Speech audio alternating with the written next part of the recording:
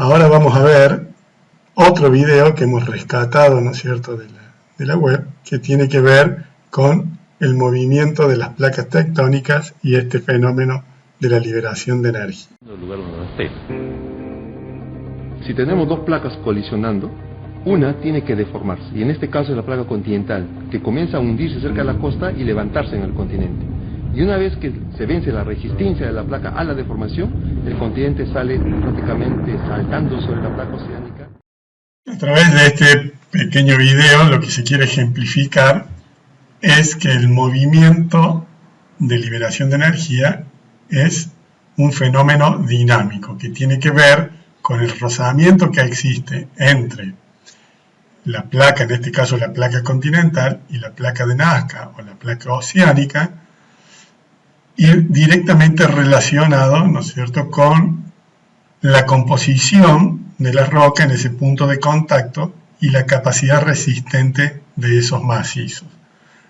A medida que ese fenómeno, ¿no es cierto?, de subducción se empieza a incrementar, supera la capacidad resistente de la roca y de un momento para otro se produce ese desplazamiento relativo y esa liberación de energía, que lo podemos relacionar, ¿no es cierto?, con lo que sería un chasquido de dedos, donde uno junta los dedos, acumula una cierta presión y cuando se produce esa liberación de energía se genera el fenómeno auditivo. En esta imagen se puede apreciar cómo esa liberación de energía, que puede ser superficial, semiprofunda o profunda, se propaga dentro de la masa de la placa tectónica y repercute en la superficie, afectando a lo que esté apoyado sobre la misma. Acá podemos ver cómo se denomina a los diferentes puntos donde se produce la liberación de energía como hipocentro o foco, su reflejo en la superficie, que es lo que se llama el epicentro, y la forma en que se transmite esa energía liberada a través de las ondas sísmicas. Esas ondas sísmicas pueden ser principales o secundarios y pueden ser superficiales o profundas.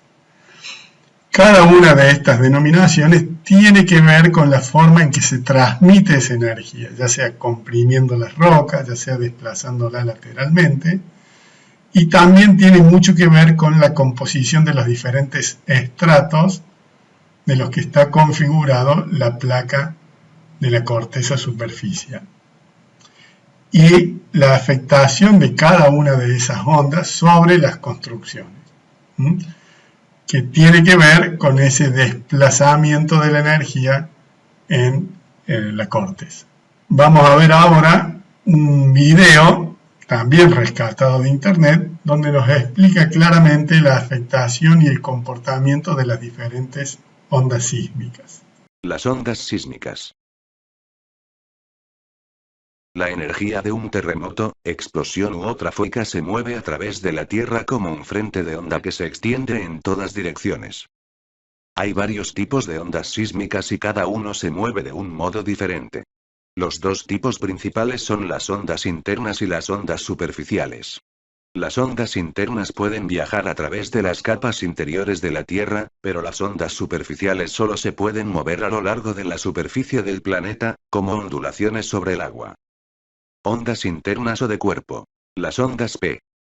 Ondas primarias o compresionales son las ondas sísmicas que más rápidamente se mueven.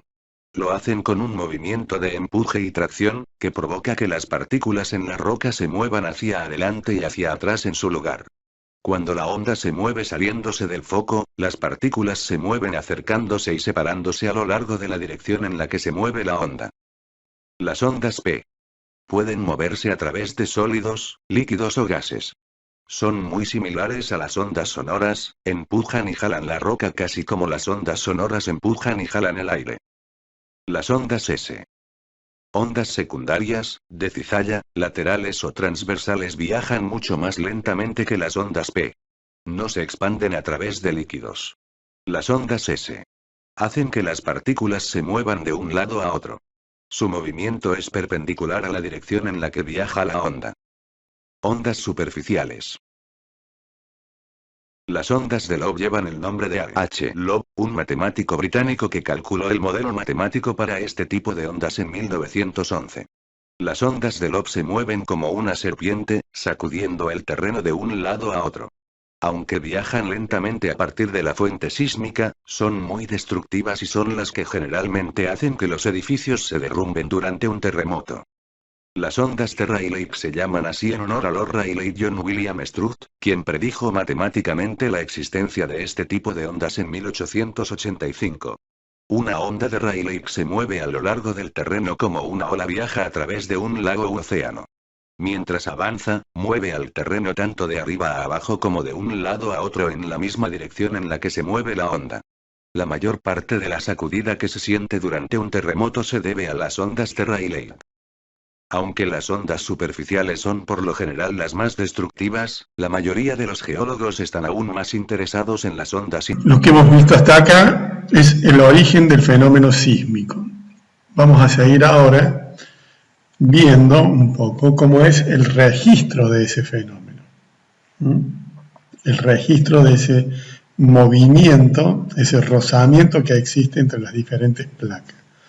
La página USGS, que es un sistema de monitoreo permanente que se hace sobre el comportamiento de los bordes de las placas, con una serie de sismógrafos que están distribuidos en todo el mundo, que sirven para recolectar los datos e ir armando este mapa de registro del movimiento sísmico. También se hace un seguimiento desde el punto de vista satelital, comparativo de lo que son los movimientos relativos entre placas.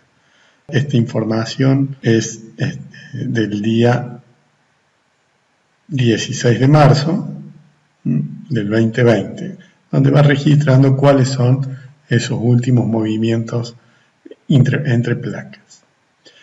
Esta es una foto satelital, ¿no es cierto?, con la información donde se describe un poco la magnitud, la intensidad y la cantidad de movimientos que se están dando de manera progresiva en esas placas. Los puntos son, esos puntos en color magenta, son los lugares donde se está produciendo algún tipo de liberación de energía, y esta es la cuantificación, ¿no es cierto?, de esas magnitudes.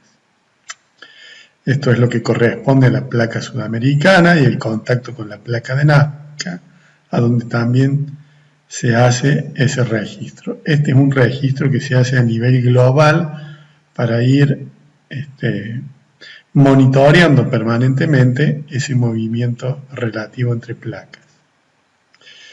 Y también está decodificada esa información, donde se incluye el posicionamiento global, la hora, la profundidad en kilómetros donde se produce esa liberación de energía, como para ir viendo, ¿no es cierto?, el comportamiento de las placas tectónicas.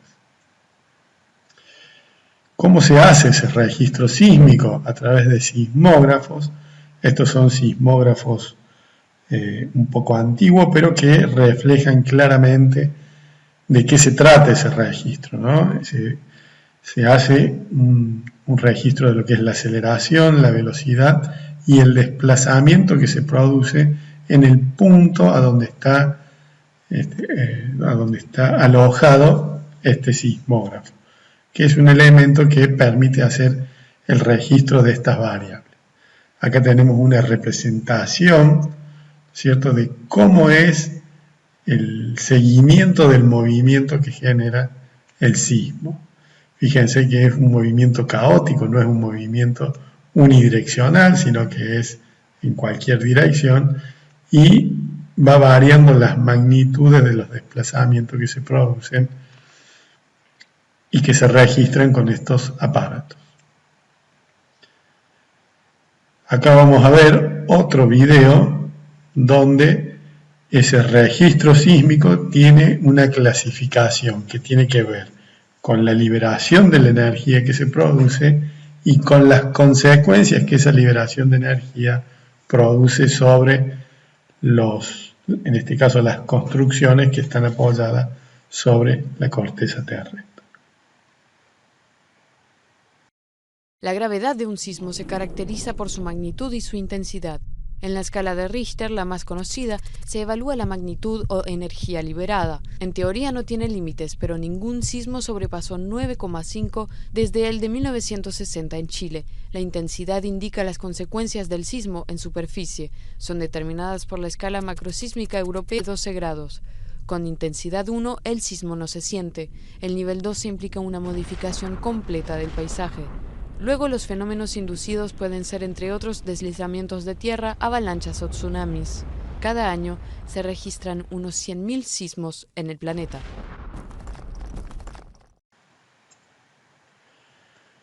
¿Qué pasa acá en la Argentina? En la Argentina tenemos el Instituto Nacional de Previsión Sísmica, que tiene distribuido a lo largo de todo el país una serie de sismógrafos interconectados que también asisten a ese instituto a nivel mundial que veíamos recién, con los datos necesarios y registrados de los que son los diferentes movimientos que se van produciendo. Esto también es un registro del día 16 de marzo del 2020, donde está registrada la hora, la profundidad, la magnitud, que es la magnitud de la liberación de energía, y la ubicación relativa de ese punto. Y además lo ubica dentro, ¿no es cierto?, de las provincias, dentro de la geografía de nuestro país. El último sismo registrado fue en la provincia de Mendoza, entonces ahí lo ubica en el mapa y da consideraciones, ¿no es cierto?, de lo que son la magnitud, la profundidad y la intensidad en la escala de Mercalli, que tendría que ver con lo que sucede arriba, ¿no es cierto?, en la corteza, si se siente, si es percibido o no por las personas que están habitando las construcciones que están siendo afectadas por ese movimiento telúrico. Y acá tenemos, ¿no es cierto?, la clasificación que veíamos recién en el video de la intensidad del Mercalli modificada, que tiene que ver, ¿no es cierto?, con la percepción del sismo y también con los daños registrados en cada uno de los lugares a donde se percibe ese movimiento telúrico. Fíjense que un mismo sismo tiene diferentes intensidades según sea la percepción del mismo.